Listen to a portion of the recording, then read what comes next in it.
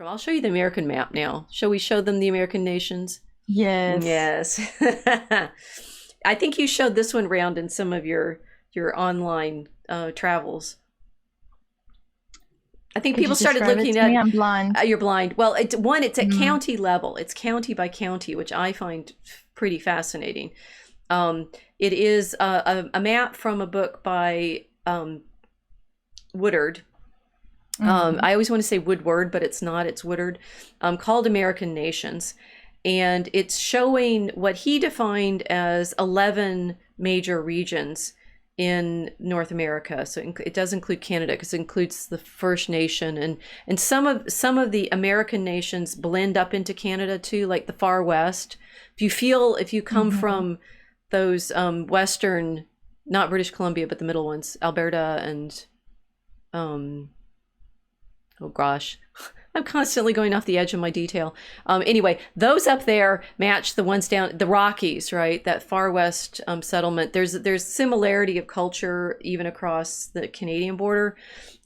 Similarly, there's a dark blue region around the Great Lakes that tends to blend up into New England and so forth. There's a light blue region that's the Midlands, a light red region that's called Greater Appalachia, a yellow region that's called Tidewater, a very red region that's called Deep South. Ooh, look, Florida down there is part of the Spanish Caribbean. New France, then El Norte, which is, geographically my favorite part of the country because it's New Mexico, but is light blue and crosses the Rio Grande. So it's both New Mexico along the Rio Grande, the southern part of what we call Arizona, and then the northern part of Mexico, also up into Southern California, and then a left coast, which is kind of the same color as the blue on the liberal part, but is a little bit different. Yankeedom, yeah. Yankees are real. The Yankees are real. And of course, my family all comes from the Greater Appalachia, Midlands, El Norte regions, and those people up in New England are damn Yankees. Sure. Okay. Now, you will have gathered from my tone in all of this that my people come from a different culture. And it took me a long time to understand this. Like, we Scots-Irish gonna fight the government, because why should the Scots-Irish have ever trusted the English? They come from the border region that was, guess what? Mel Gibson knew what he was doing in Braveheart, constantly the place of battle, right? Every single time the English come through and are fighting with the Scots kings, the borders get overrun. They never trusted any government because no king ever took care of them. And it, particularly in the 17th and early 18th centuries, they're the ones that are being kicked off their land by the Highland clearances and the Fultons come through Ulster, so we're hillbillies too, Protestant hillbillies. The way Greater Appalachia is settled is disparate communities that don't really hang together, but you're going to fight your neighbor. The famous feuding, right? The Hatfields and the McCoys and stuff like that carries over from the Scottish feuding, the clan feuds. And yeah, this is clan behavior. It's clan behavior. It's very much clan behavior. Now, everybody hates the Scots-Irish. I did mention that my grandfather. Why, you're so lovable. We are, and we're good country music. I mentioned that my grandfather was a 2-star general. We're also the American military. Interesting. Therefore, it's a very interesting problem. If you want to have the United States be this grand empire and go off to war in the rest of the world, you're going to depend on the Scots-Irish because they're the military of this country. Interesting. And okay. No, Mel's going freedom. Yes, you're breaking my brain right now, because I'm trying to understand, what is the American man? No, what is this entity, this Frankenstein entity? And suddenly I'm seeing that it's hating the English. You're hating the British. You're multinational that have united under hatred, which is something quite beautiful about that. We hated I think all that's of these but some didn't, obviously, and they left and went to Canada. Okay. Right. Don't get me started on Canadians. Well, they were the Americans that didn't revolt, right? So, and Canada is therefore, a proof of there was yet another variant in the responses to the British. After reading Fisher, I love American history so much because it's so dynamic. Isn't this great? Isn't this so much more interesting than red versus blue? Good grief. Oh yeah. Yeah. I mean, you've just given a phenomenal ethnogenesis to the US military. That's amazing. And it explains a lot, if I have to be honest, about the bravado of like the militarism in the States. It's Scots-Irish. And then redneck refugees. Redneck refugees. And you think about all of the jokes. I mean, it's like Hollywood. We go back to the main map right now. You can see this. I mean, obviously there are other regions. The far west. Woodard does a nice job with the far west because it's basically settled by corporations, which can explain your Tonto makeup soon. And the railroads and the federal government. Growing up in New Mexico, we were much more aware of the federal government than I am necessarily in Illinois, for example. Because the eastern regions tended to identify by states, which is why the Civil War plays out as states, right? The states you identified as coming from your state. If you look at Texas is fascinating because it's like 5 countries all by itself. The Deep South, the Greater Appalachia. We need to say something about the Deep South. The Midlands, El Norte, all of that is also Texas. So that Texas now as a state can be Texas is interesting. But New Mexico, with both the Native American reservations, the Indian reservations, and the national parks, and this was in the news just now, Los Alamos Labs, which is why my family was there, which is why we Scots-Irish people were there, because they were hiring into the labs. My dad was there as a surgery resident, but his brother-in-law was working at the labs. All of that gives the far west this much stronger sort of federal footprint than other places. And so that Hollywood is always willing to mock the rednecks and the hillbillies. This is what is happening. These are regional differences. What do you think Hollywood is doing by mocking the redneck refugees then?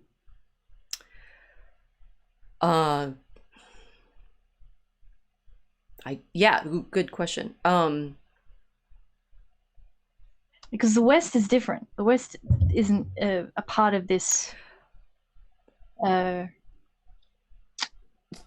folkway of Alabama. Right. So, well, I mean, there's the far West. Just like in the Woodard map, the light yellow far West. That's where you have the Westerns set. And Razorfist did a really nice rant or short a bit ago on the Western as a Hollywood phenomenon, and recognizing spaghetti westerns. And spaghetti western. Ooh, we've got Italy back in here. Played Mexicans. No, so yes, spaghetti westerns and Sergio Leone, and the Italians and the Germans love westerns, which is very interesting. They I mean, it's culturally I have friends from Germany who it's like they have these stories in German.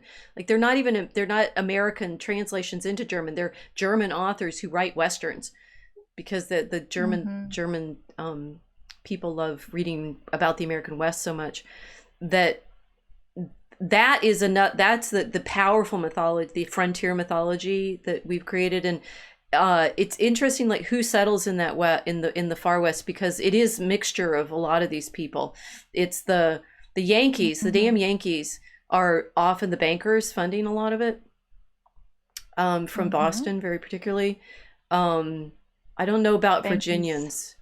Maybe if you look at sort of who from these eastern regions settles into the far, there's not that many people in the far West anyway, but it hovers there as a mythology for the United States. I haven't thought about that for today, so maybe we should talk about westerns later.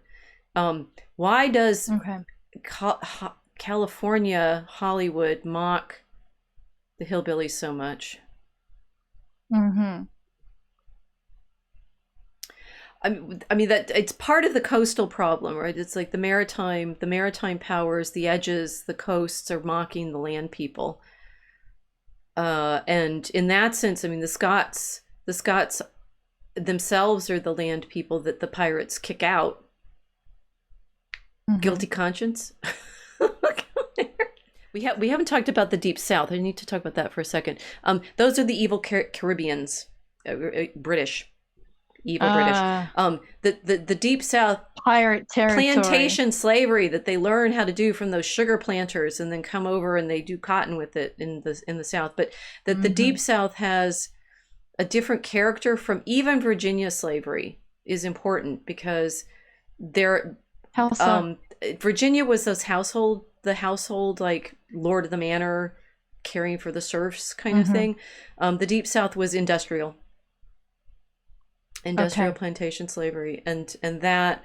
So it wasn't the Roman model of the family with the slaves as a part of the household. Right. It was a completely different system, corporate. And you can see that in the stories about like Jefferson. Does he have children with his slaves and such? It's like the family of those Virginians. Yes, it included the slaves because that's the Roman model, and they're all building Roman architecture anyway, and thinking of themselves as Roman. The Deep South is industrial production. And that industrial plantation slavery that came out of sugar production in the Caribbean. So that's the beginning of the vending machine in North America. It's appropriate. How appropriate is it that Atlanta is where Coca-Cola is? Right there in the Deep South, you plantations. Isn't it? I have so many questions. Okay. Now. So the chat is carrying on. They call me Cordell, says lots of the towns in my region of Illinois have French names still. Yes, there's some missing parts of this story because we've just shown you the English version, right? Can you figure out who's missing on this map? E. Michael Jones did it instantly when I showed it to him. Mel says, so does Wisconsin have the French names, right? So this interior region, remember St. Louis, Louisville, where did I say? I've never lived in a place that had an English name. I was born in St. Louis. I was a kid in Albuquerque.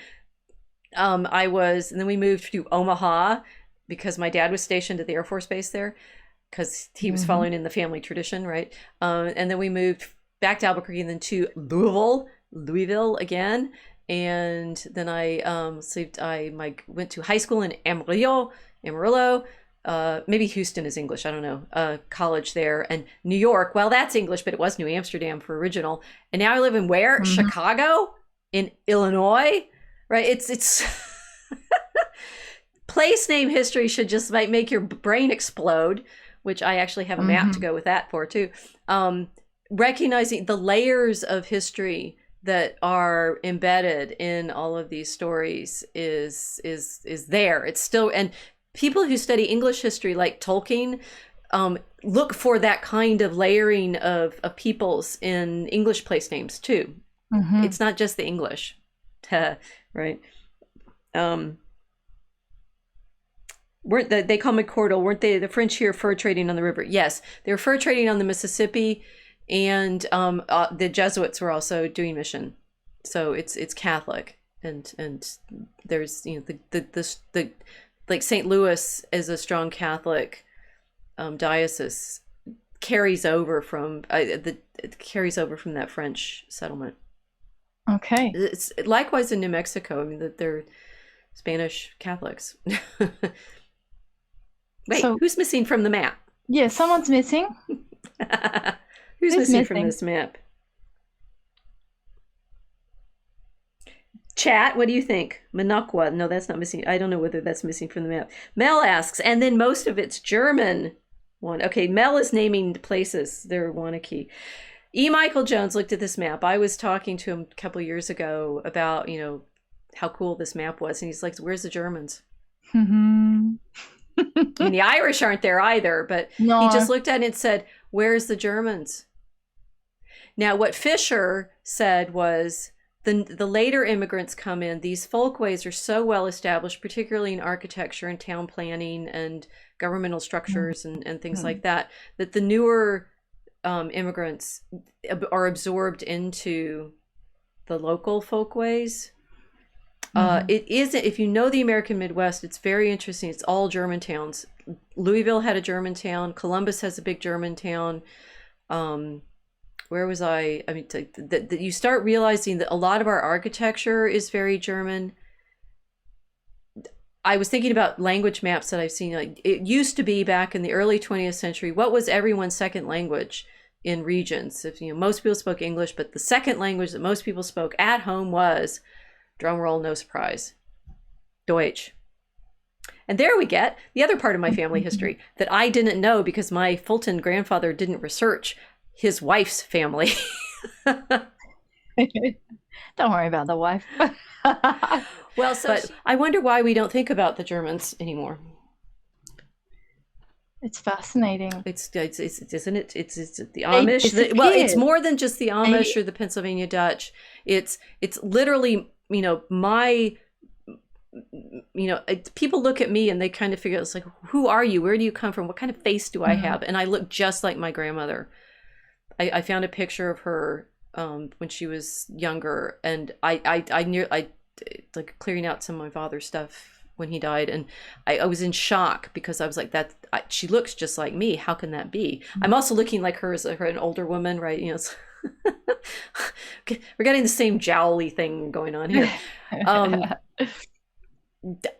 That part of our ancestry has been evaporated in the way in which, even David Hackett Fisher or Woodard tell the story of which all these nations are.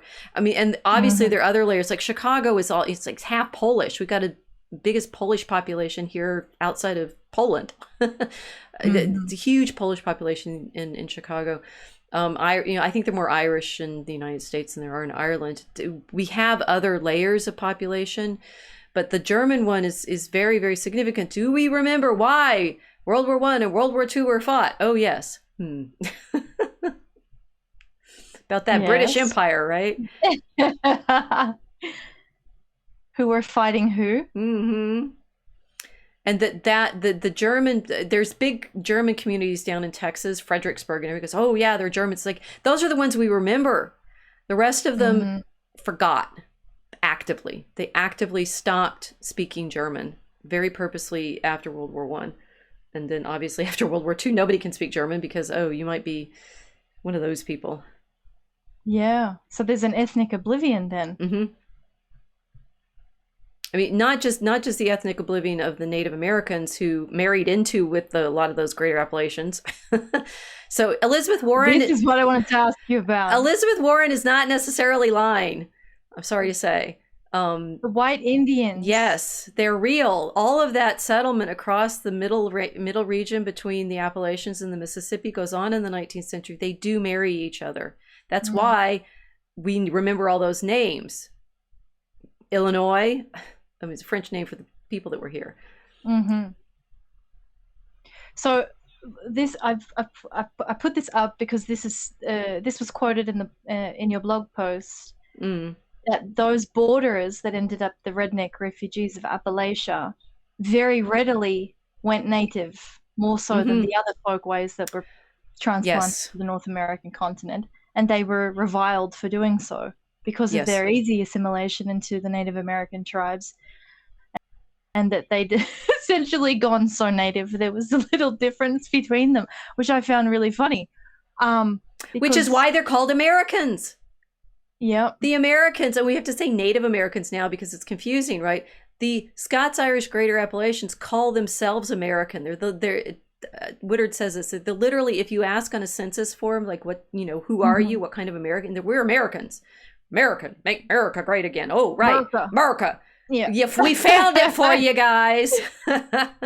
So this is interesting that Hollywood mocks the rednecks because it's red skin in that sense, culturally. Yeah. I'm not talking physiology. I'm not talking about some of it, skin. they married each other.